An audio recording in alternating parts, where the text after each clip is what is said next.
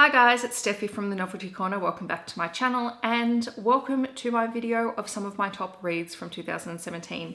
Now at the end of 2017 I shared a list of Lovers YA books that I loved in 2017. So this is my international titles, so books by authors who are not Australian that I enjoyed in 2017. If you've been paying attention on my channel in the last 12 months, a lot of these books will come as no surprise to you. A lot of them are very well-known books. I won't go into too much detail about them, but I'll try and share why they made my top list for the year. Unsurprisingly, A Darker Shade of Magic and its subsequent books, A Gathering of Shadows and A Conjuring of Light, made my top list. This was a fantasy series that I absolutely adored in 2017. I don't know what it was that gripped me because I know this series gets mixed reviews from a lot of people, but for me, I loved the world, I loved the concept, I loved Kel, he was absolutely adorable.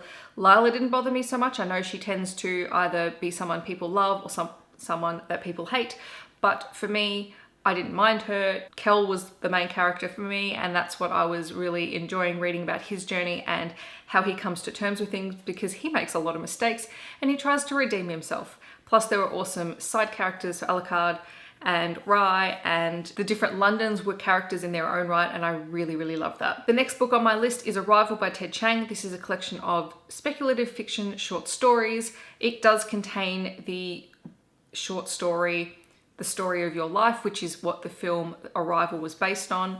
That film is one of my all-time favorite films now. I did read the story before I watched it, and I absolutely adored it. But what I loved about Ted Chiang's collection was the variety of stories that he told in it. So they're all very different. Some of them are easier to get into and understand than others, but all of them are really intriguing and offer an interesting perspective on things that could happen or might have happened. Moxie by Jennifer Matthew was one of my favorite contemporary reads this year. I just loved how strong the female characters were in this story, how they stood up for one another and fought against sexism within a school culture.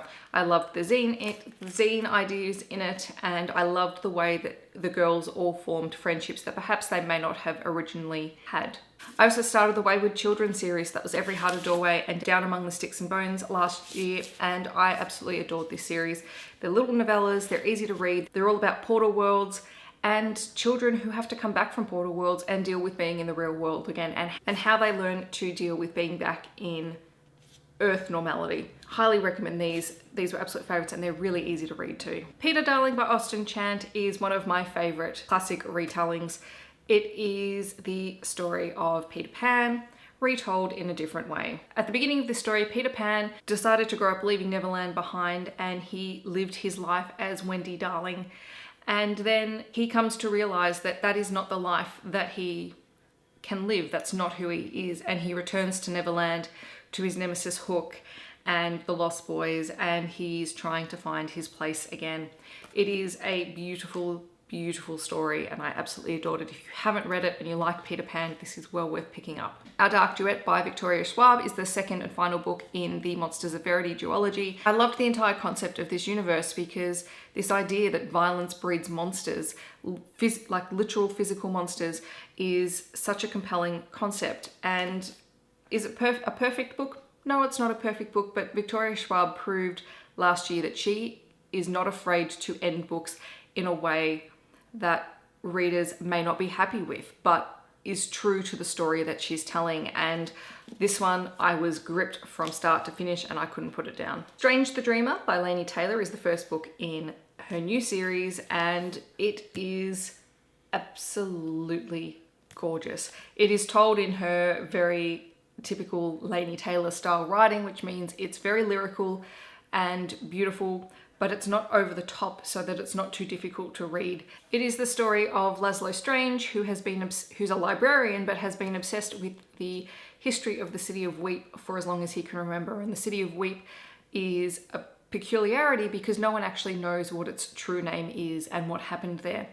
And he's swept up on a journey and ends up discovering the secrets of the city of Weep, and it's just a wonderful magical read. And finally, the Expanse series of novels. I only got to Leviathan Wakes and Caliban's War in 2017. I originally picked these up because I was watching The Expanse on Netflix and then realized that it was a book series, and so I'd watched the first season, then I read the first book, and realized that the first season was only about the first half of the book, and I decided to keep reading before I would continue with watching the series. This is just a sweeping space opera that is raw and gritty, and it doesn't have the polishedness of the polished space opera style of like Star Wars or Star Trek. This is people trying to survive in space in very harsh environments, people and nations who no longer get along, Earth and Mars and the Belt being at war with one another, and the whole thing is political and adventurous.